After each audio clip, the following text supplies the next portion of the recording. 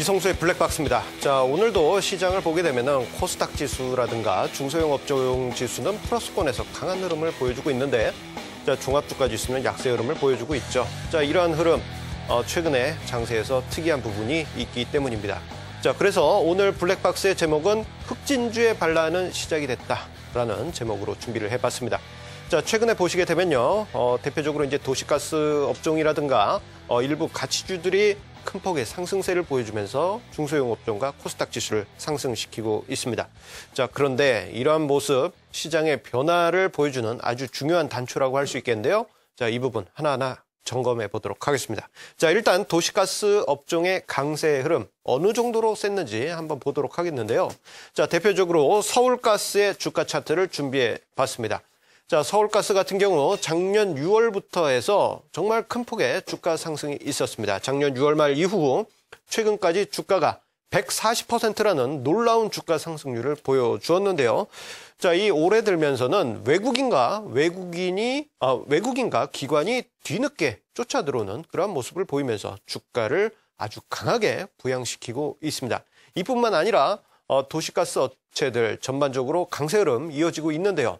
자, 이렇게 도시가스 업체들의 주가 강세 원인 어디에 있을까요? 자, 여러 가지 이유로 볼 수 있겠지만요.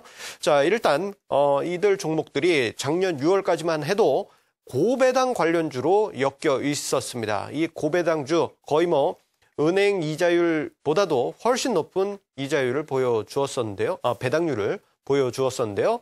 자, 작년 연말 기준해서 시가 대비 배당 수익률이 3 내지 5%에 이르렀고, 작년 6월 정도 기준으로 하면 아마 5% 내지 7%에 이르는 아주 높은 배당 수익률을 보여주었었기 때문에 안정적인 측면에서 부각이 된 점도 있고요.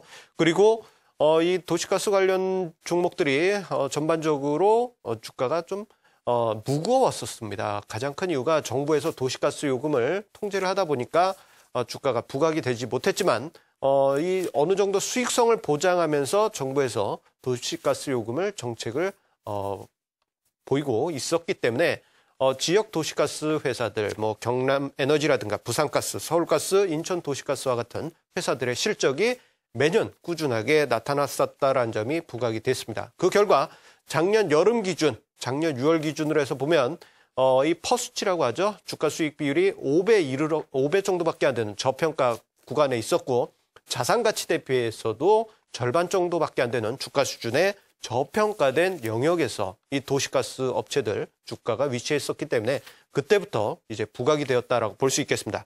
자, 그뿐만 아니라 최근에 저평가되었던 가치주들의 주가 흐름이 좀 전에 언급드렸던 도시가스 업체들의 주가처럼 큰 폭의 상승세를 보여주고 있는데요. 자, 대표적으로 PC 디렉트라는 회사의 주가도 그러한 모습을 보여주고 있습니다. 자, 오늘도 가격 제한폭까지 올라가 있고요. 지금 화면상에 차트에 나와 있는 것은 어제 차트입니다. 어제도 가격 제한폭까지 올라갔습니다. 자, 그 전에 한 2달 가까이 주가 상승이 이어졌었는데요. 자, 주가 상승이 시작되기 직전에는 PC 디렉트의 주가 레벨은 저평가된 구간에 있었지만 이 저평가 매력이 서서히 부각되면서 주가가 상승하고, 급기야 어제부터는 기관의 매수세가 유입되면서 주가가 신고점을 경신하는 그런 모습이 나타났습니다. 자, 이러한 저평가된 가치주들의 주가 상승이 생각보다 가파르게 나오고 있는데요. 자, 그러한 이유는 뭘까요? 그것은 바로 지금이 저평가된 가치주들의 전성시대로의 돌입이 시작되고 있기 때문입니다. 자, 가장 큰 이유가 여러 가지 이유가 있겠지만 가장 큰 이유 중에 하나가 정부의 주가 조작에 대한 엄단을 밝힌 것이 가장 큰 원인이라고 볼 수 있겠습니다. 사실 코스닥 시장 같은 경우 보면 정말 말도 안 되는 종목이 큰 폭의 상승세를 보이고, 오히려 가치 있고 저평가된 종목은 철저하게 소외되었었는데요.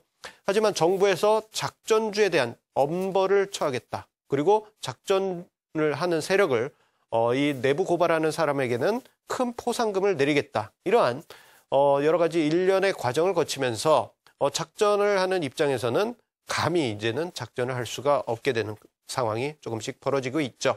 자, 그러다 보니까 말도 안 되는 종목을 끌어올리기보다는 이제 작전 세력들도 이제 포기를 하면서 가치주에 투자를 한다든가, 그리고 개인 투자자나 기관 입장에서도 자, 급등하는 종목을 뒤따라가는 것보다는 오히려 저평가된 종목이고 그리고 내용이 있는 종목에 투자를 하면서 제값을 받는 게 좋겠다는 그러한 투자 마인드가 형성되고 있다라고 볼 수 있겠습니다. 자, 그렇기 때문에 이러한 그 대세적인 추세는 계속 이어질 가능성이 크겠고요. 자, 산발적으로 저평가된 종목이라고 생각되었는데 라고 보였던 종목들이 어느 순간 갑자기 2배 오르고 3배 오르는 일이 이제는 비일비재할 가능성이 크겠습니다. 따라서 자, 지금부터라도 버려진 흑진주를 발굴하시라라는 점을 이야기 드리고 싶은데요. 자, 이 버려진 흑진주, 이제 주식 투자를 하시다 보면 이러한 얘기 많이 들어보셨을 것입니다. 자, 이 종목은 참 좋은데, 참 뭐라고 말할 수 없을 정도로 참 좋은데, 주가가 안 움직여서 내가 살 수가 없다. 이게 진짜 알짜배기 종목인데요. 이런 종목들, 지금 미리 선취매를 하시면 어떤 효과가 있냐면요. 이게 이제 주가가 안 움직일 때는 크게 부각이 되지 않지만 서서히 좀 전에 언급드렸던 대로 이 작전 세력들이 서서히 없어지면서 가치주들이 부각되게 되면은 서서히 주가가 상승하고 뒤늦게 주가가 어느 정도 레벨 이상 올라가게 되면은 외국인과 기관이 공격적으로 매수하면서 주가를 부양하게 됩니다.